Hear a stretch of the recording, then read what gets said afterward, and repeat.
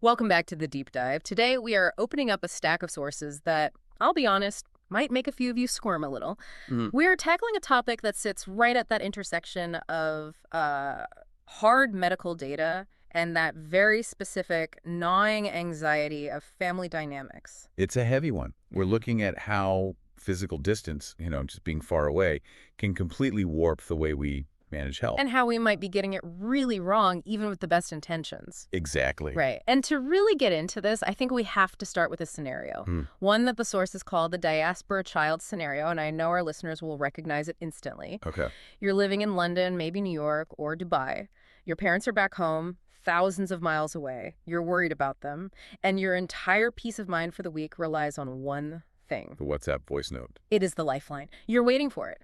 And finally, bing, it comes through, a sibling, a caregiver, and the message says, Mom went to the pharmacy.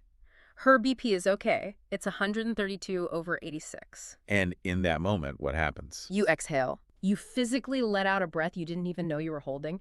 The knot in your stomach loosens. You think, okay, she's safe. I can sleep tonight. And this is where I have to come in and be the bearer of bad news. Because according to the source material we have today, that moment of relief, that exhale, Yeah.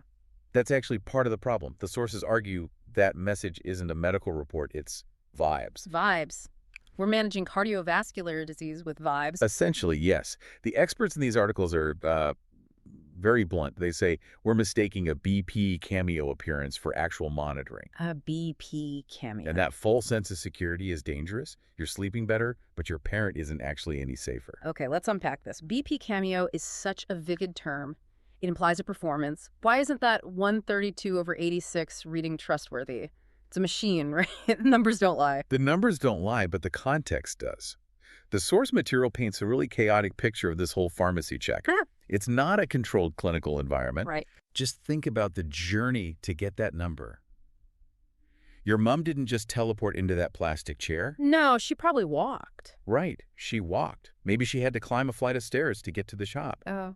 Physiologically, what does that do? Heart rate goes up. It drives up cardiac output. Yeah. Her heart is pumping harder, so your baseline is already gone before she even sits down. Right. But she sits down eventually. Eventually. But what happened on the way? The sources get really specific here. Maybe she got into a little argument with a combi driver or navigated heavy traffic. Stress. Now you've got cortisol, adrenaline spiking. Your sympathetic nervous system is clamping down on the blood vessels, that whole fight or flight thing. Okay, that makes sense. And then there are the smaller things. Did she have a strong cup of tea while waiting? Caffeine's a vasoconstrictor. It tightens the pipes, spikes the pressure. And what about, I remember reading something about holding your bladder. Hugely important. Has she been holding it because the public restroom looked a bit dodgy? The data shows a full bladder can add 10 to 15 points to a blood pressure reading. 15 points. That's the difference between healthy and hypertensive. Easily. So she finally sits down, breathless from the stairs, annoyed at the driver, bladder full, caffeine in her system, and a machine spits out a number. A number that reflects that moment. That specific moment of chaos. It tells you nothing about the pressure her arteries are under while she's sleeping or just watching TV. It's a snapshot of stress. Not a snapshot of health. Precisely. And then what happens to that reading? It gets scribbles on a little scrap of paper. Oh, that paper is doomed. It's lost between the couch cushions or left in a pocket. It evaporates. The record vanishes. The trend is unknown. That is not monitoring. It is a cameo. But I have to play devil's advocate. Even if it is a cameo, if the number comes back as 132/86, surely that's still good news, right? I mean, it's not 200/100. And that is the most dangerous assumption. This brings us to a core concept from the research that I think is a huge aha moment.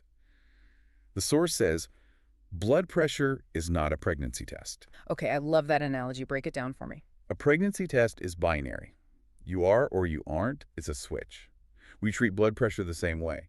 Is it high? No. Okay, I'm good. Right.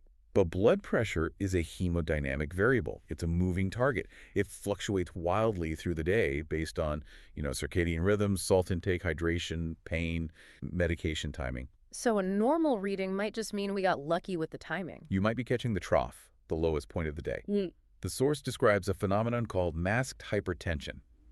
This is where a patient has dangerous spikes. When? Maybe in the early morning, which is the highest risk time for strokes, but by the time they get to the pharmacy in the afternoon, they look totally normal. That is terrifying. The normal reading is actually hiding the risk. It is. The verdict from the experts is clear. A single reading only tells you what happened on this day at this time in this mood. It tells you nothing about control. And we're making decisions based on it, finding comfort in it. We're flying blind.